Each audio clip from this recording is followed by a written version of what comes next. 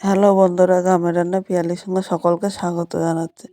আজকে একটা সুন্দর পিঠার রেসিপি তোমাদের সাথে শেয়ার করবো। একদম নরম, খুব সহজে তোমরা করে নিতে পারবে। যে বাড়িতে গুড়ি বা আটা গুলানোর ঝামেলা ছাড়া খুব সহজে করে নিতে পারবে। তাহলে কিভাবে করলাম চলো দেখে নেওয়া যাক। গোবিন্দভোগের চালের গুঁড়ো নিয়েছি। এই গুঁড়োটা আমি আগে থেকে করে রেখেছি, কারণ আগে থেকে করলে এই পিঠাটা খুব অল্প সময় তোমরা করে নিতে পারবে।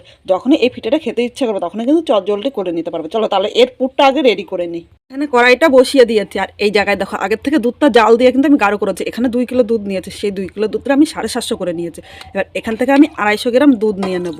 এই দুধটা আমি আগে থেকে জাল দিয়ে রেখেছি, কারণ আগে থেকে জাল দিলে কিন্তু আমি প্রথমেই বলছি খুব চটজলদি এই পিঠাটা তৈরি করবে। এখানে দেখো 250 দুধ নিয়েছে, আর দুধটা কিন্তু অনেকটাই গাঢ়। দেখো এই দুধের মধ্যে প্রথমে দেখো যে গুঁড়িটা নিয়েছে, এই গুঁড়িটা আমি নিয়ে নিলাম। এখানে ইচ্ছা করলে তোমরা একটু আমল দুধও মেশাতে পারো। এখন কিন্তু আমি গ্যাসটা ধরাইনি, আগে এই দুধের সাথে আমি গুঁড়িটা ভালো করে মিশিয়ে নেব।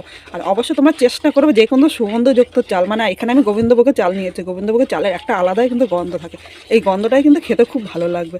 চালের সাথে নেড়ে চেড়ে মিশিয়ে নিয়েছি। এখন মিডিয়াম টু লো আগুন এটা জাল দিত, খুব জোরে কিন্তু আমি আগুন দেবো না। খুব জোরে আগুন দিলে কিন্তু এটা তাড়াতাড়ি একদম গাঢ় হয়ে যাবে, তাই একটু সময় ধরে এটা একটু করে নিতে হবে।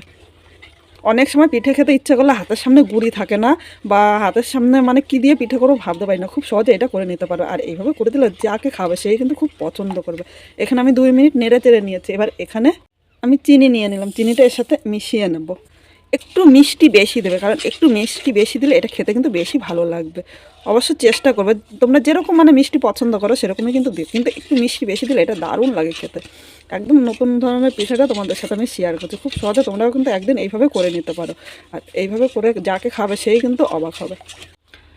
বন্ধুরা এখানে দেখো পুরটা হয়ে গিয়ে তার কড়াই থেকে ছেড়ে দিচ্ছে। এই পর্যায়ে পুরটা আমি নামিয়ে নেবো। একটা প্লেটের মধ্যে নামিয়ে নিলাম। এখন পুরটা এইভাবে একটুখানি ছড়িয়ে দিলাম, তাহলে পুরটা কিন্তু ঠান্ডা হয়ে যাবে। এই দেখো খুব বেশি নরম বা খুব বেশি শক্ত করে নিই, এটা ঠান্ডা হলে কিন্তু আরেকটু শক্ত হয়ে যাবে। বন্ধুরা এটা তোমরা পুরো বলতে পারো বা চালের ক্ষীরও বলতে পারো। এই ক্ষীরটা কিন্তু এমনি করেও খেতে দুর্দান্ত লাগে। এখানে যতটা ক্ষীর লাগবে ততটা ক্ষীর আমি দেবো, আর বাদ বাকি ক্ষীরটা কিন্তু আমি শুধু খাবো। অবশ্য তোমরা বাড়িতে এইভাবে একবার ক্ষীর করে খেয়ে, শুধু ক্ষীরটাই কিন্তু দারুণ লাগে খেতে। এবার এই ক্ষীরটা এক সাইডে রেখে দিলাম। আজকে বাড়িতে রুটি এনেছিল, রুটি আনার পর এখানে দেখো 6 পিস রুটি থেকে গেছে। ভাবলাম এই 6 পিস রুটি দিয়ে পিঠে তৈরি করি। আর এইভাবে পিঠে তৈরি করলে কিন্তু সবাই অবাক হবে যে এই রুটি দিয়ে এত সুন্দর পিঠে তৈরি করা যায়। আমি এই রুটিগুলো এই যে সাইডে যে হলুদ হলুদ এই পোড়া পোড়া অংশগুলো এইগুলি কেটে নেবো, কারণ এইগুলো থাকলে কিন্তু ভালো হবে না। জন্য এই থালাটা এক সাইডে রেখে আমি এই জায়গায় দেখো একটা বেলনি নিয়ে নিলাম। এর উপরে আমি 3টে করে রুটি নেবো, কারণ সবগুলো রুটি একসাথে করতে পারবো না। তোমাদের যেরকম 3টে করতে পারো বা একটা বা দুটো কিন্তু করে নিতে পারো। দেখো এই সাইডের এই পুরো অংশগুলো এইভাবেই কেটে নিতে হবে, কারণ সাইডের এই অংশগুলো থাকলে কিন্তু একটুও ভালো হবে না, শক্ত শক্ত হবে আর খেতেও ভালো লাগবে না। এইভাবে 4-5টা আমি কেটে নিলাম। এখানে 3টে রেডি করা হয়ে গিয়েছে। একইভাবে এই 3টেও আমি করে নেব। আমি 3টে একসাথে করছি, তোমরা 6টা ইচ্ছে করলে একসাথে করতে পারো, কিংবা একটা একটা করে করতে পারো, মানে যেরকম তোমাদের সুবিধা হয়। আমার মনে হয় 3টে করে মানে বেশি সুবিধা হচ্ছে। এই দেখো খুব সহজেই কিন্তু করে নিচ্ছি। রুটির এই পোড়া অংশগুলো আমি এক সাইডে রেখে দিলাম। এটা দিয়ে তোমাদের আর একটা রান্না শেয়ার করব।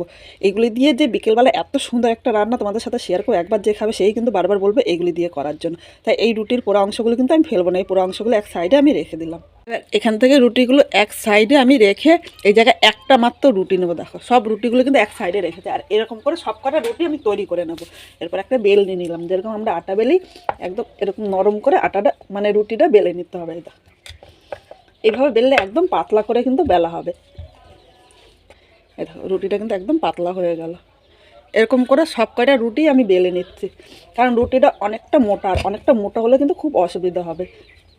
বন্ধুরা এখানে সব কয়টা রুটি তৈরি করে নিয়েছি। দেখো এইভাবে কিন্তু পাতলা পাতলা করে বেলে নিতে হবে। এই রুটির মধ্যে এখানে যে আমি ক্ষীরটা তৈরি করেছি, এখানে 1 চামচ আমি ক্ষীর নিয়ে নিলাম। এবার এই ক্ষীরটা দেখো একটা রুটির মধ্যে এইভাবে আমি লাগিয়ে নেব। এক হাতে ধরে এক হাতে এইভাবে আমি লাগিয়ে নিলাম। দেখো এবার এইটা এরকম ভাঁজ করে দেবো, ভাঁজ করে দিয়ে মুখটা এরকম আটকিয়ে দিলাম। এইভাবে খুব সহজে মুখটা আটকিয়ে দিতে হবে। এখানে একটা আমি গিলাস নিলাম, এই গিলাসের সাহায্যে একটা মানে শেপ দিয়ে মানে দেখা সৌন্দর্যের জন্য ইচ্ছে করলে তোমরা এটা এমনিও রাখতে পারো। এবার মুখের এই সাইডের অংশটা আমি এইভাবে হাত দিয়ে কেটে নিলাম। দেখো কি সুন্দর হয়েছে।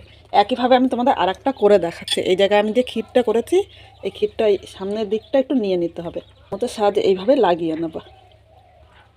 ভাঁজ করে এরকম মুখটা ভালো করে আটকে দিতে হবে। এইভাবে আমি মুখটা এভাবে আটকে দিলাম। এবার দেখো একটা গ্লাস দিয়ে এইভাবে কেটে নিলে এর শেপটা কিন্তু খুব সুন্দর হবে। কি সুন্দর শেপটা হয়ে গেল। এইভাবে আমি সব কয়টা রুটি রেডি করে নেব। বন্ধুরা দেখো একটা একটা করে আমি সব কয়টা তৈরি করে নিয়েছি। আর দেখো খুব সুন্দরভাবে মানে খুব অল্প সময়ে তোমরা করে নিতে পারবে। এখানে আমি প্রথমে তো 6টা করেছি দেখো। এবার এদিকে দেখো অনেকটাই ক্ষীর কিন্তু রয়ে গেছে। এই ক্ষীরটা কিন্তু আমি ফেলবো না। এই ক্ষীরটা কিন্তু শুধু খেতে কিন্তু দারুণ লাগে। দেখো আগে আমি 500 গ্রাম দুধ নিয়েছিলাম। দুধটা জাল দিয়ে আমি 250 গ্রাম করে নিয়েছি। দেখো দুধটা কতটা ঘন হয়েছে।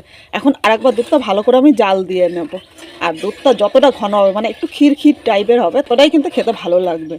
আর এইভাবে যে করে দেবে আর যে খাবে সে কিন্তু বারবার বলবে এইভাবে করে দেওয়ার জন্য। খুব অল্প সময় আর অল্প খরচায় কিন্তু তোমরা করে নিতে পারবে। এবার দুধটা প্রথমে আরেকবার ভালো করে জাল দিয়ে নেবো। সাথে করতে যাও তাহলে 500 দুধের জাল দিয়ে 250 করে নেবো, মানে একটু ক্ষীর করে নেবো। আর এই জায়গায় দেখো আমি 500 দুধ আগে থেকে 250 করে নিয়েছি। আর একটু জাল দিয়ে আমি ঘন করে নেবো, কারণ একটু ঘন ঘন হলে এটা খেতে বেশি ভালো লাগবে। এবার দুধটা এইভাবে আমি 2-3 বার উতলিয়ে নেবো। আর এর সাথে তোমাদের একটা মজার ব্যাপার আমি দেখাচ্ছি। দেখো এখানে আমি হাতাটা এইভাবে রেখে দিলাম। এইভাবে হাতাটা রেখে দিলে দুধটা দেখো উপরে ওঠার সাথে সাথে হাতায় লেগেই কিন্তু আবার নিচে পড়ে যাচ্ছে। দেখো এই টিপসটা তোমরা একবার ফলো করো। অনেক সময় দুধ জাল দিতে বসে আমরা চলে যাই, মনে থাকে না, আর দুধটা কিন্তু গ্যাসের চারিপাশে ছড়িয়ে যায়। এইভাবে একটা হাতা রেখে দিলে কিন্তু দেখো একদম ছোঁয়ার সাথে সাথে কিন্তু নিচে পড়ে যাচ্ছে। এইভাবে দুধটা আমি 3বার উতলিয়ে নিলাম। এবার এই দুধের মধ্যে এখানে আমি চিনি নিয়ে নিলাম, এই মিষ্টিটা দিয়ে দিলাম। তোমরা যেরকম মিষ্টি খাবে সেই হিসাবে নেবে। কেউ একটু কম খায়, কেউ একটু বেশি খায়, বা মিডিয়াম, মানে খুব একদম কম হলে কিন্তু ভালো লাগবে না, একটু মিডিয়াম দিয়ে নেবে। আমি একটু পরিমাণে মিষ্টিটা বেশি দিয়েছি, কারণ দুধটাও কিন্তু অনেকটাই ঘন হয়েছে। এই জায়গায় দেখো 500 দুধের আমি এই জায়গায় 2 কাপ করে নিয়েছি, মানে 250-রও কিন্তু কম করে নিয়েছি। দেখো দুধটা দেখে বুঝতে হবে দুধটা কিন্তু একদম হলুদ হয়ে গিয়েছে। আর একবার ভালো করে দুধটা জাল দিয়ে আমি চিনিটা গলিয়ে নেবো। এই পিঠেটা আমি কালকেও করেছিলাম এই একই রুটি দিয়ে। কালকে করে ওরা এতটা ভালো খেয়েছে, বলছে আজকে আবার করতে। তাই ভাবলাম আজকে তোমাদের সাথেও শেয়ার করি। তোমরা খুব অল্প সময়ে এই পিঠেটা তৈরি করে নিতে পারবে। আর এই পিঠেটা একবার দিয়ে খাবে সে কিন্তু বারবার বলবে এইভাবেই করার জন্য। দুধের মধ্যে তোমরা ইচ্ছা করলে একটু গুঁড়ো দিয়েও মেশাতে পারো। যেহেতু আমার এখানে দুধটা বেশি দিয়েছে তাই গুঁড়ো দুধ কিন্তু আর মেশাইনি, কারণ দুধটা কিন্তু এমনি গাঢ় হয়ে গিয়েছে। এখন আমি গ্যাসটা বন্ধ করে দিলাম। দেখো দুধটা তোমাদের দেখাচ্ছে, দেখো কতটা ঘন হয়েছে। এবার এটা কিন্তু দুধের মধ্যে ভেজাতে হবে না, দুধটা নিয়ে এর উপর দিয়ে আমি ছড়িয়ে দিলাম। আর এটা দেখো এইভাবে ছড়ানোর পর তোমরা একবার এটা খেয়ে দেখতে পারো। সত্যি বলছি এটা কিন্তু দুর্দান্ত হয়েছিল। এইভাবে পুরো রুটিতে আমি দুধটা ভালো করে দিয়ে দেবো। সাধারণভাবে এই পিঠেটা করলাম, তোমাদের কীরকম লাগলো অবশ্য কমেন্ট করে জানিও কিন্তু। বন্ধুরা এইভাবে এবার আমি 5 মিনিট রেখে দেবো। 5 মিনিট পর চলে আসলাম। একটা পিঠে আমি নামিয়ে নেব। কতটা নরম হয়েছে। এই প্লেটটার মধ্যে আমি নিয়ে নিলাম। এবার এর মধ্যে দিয়ে একটুখানি দুধ আমি দেখো উপর দিয়ে একটু ছড়িয়ে দিলাম। এটাই কিন্তু খেতে দারুণ লাগবে। এবার ভেতরটা কীরকম হয়েছে তোমাদের আমি দেখাচ্ছি, একটা কেটে দেখো। ভেতরটা দেখো কতটা রসালো হয়েছে। এটা তোমরা পিঠেও বলতে পারো বা মিষ্টিও বলতে পারো। খুব সহজে তোমরা করে নিতে পারবে। আর এইভাবে করে দিলে কাউকে সে কিন্তু বারবার বলবে এইভাবে করে